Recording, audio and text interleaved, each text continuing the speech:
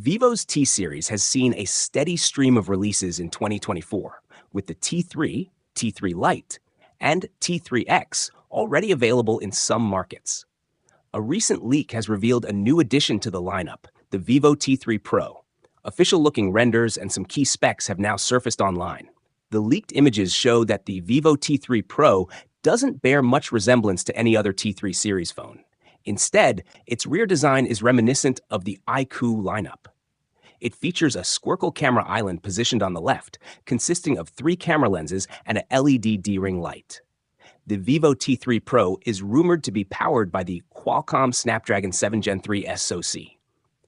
While the display details remain unconfirmed, it could feature an AMOLED panel with a 120Hz refresh rate.